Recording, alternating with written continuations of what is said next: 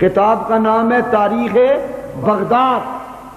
مشہور روایت، عباسی دور کا خلیفہ ابو جعفر منصور امیر المومنین، ابو جعفر منصور امیر المومنین،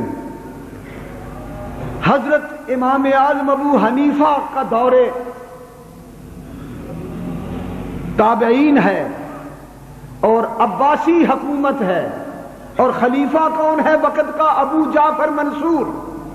اس نے حضرت امام اعظم ابو حنیفہ سے پوچھا، امن یا ابا حنیفہ امن اخذت العلم، اے ابو حنیفہ تو نے دین کا علم کس سے لیا؟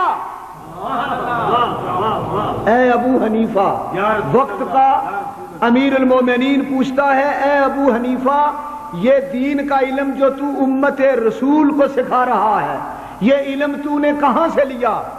حضرت امام اعظم ابو حنیفہ نے علماء فقہاء کی موجودگی میں بادشاہ کی کچہری میں کھڑے ہو کر اعلان کیا، اخذت العلم من عمر وعلی وعبداللہ بن مسعود وعبداللہ ابن عباس رضی اللہ عنہم، میں نے جو علم لیا ہے وہ علی کا علم ہے، وہ عمر کا علم ہے، وہ عبداللہ ابن عباس کا علم ہے، وہ عبداللہ ابن مسعود کا علم ہے رضی اللہ تعالی عنہم.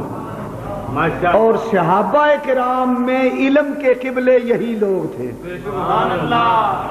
جن سے پوری امت نے دین سیکھا ہے وہ علی ہیں، وہ عمر ہیں، وہ عبداللہ ابن مسعود ہیں، وہ عبداللہ ابن عباس ہیں، وہ انس بن مالک ہیں. یہ وہ لوگ ہیں. امام ابو حنیفہ نے فرمایا جو ان کا علم ہے وہی میرا علم ہے، میں نے ان سے علم لیا ہے.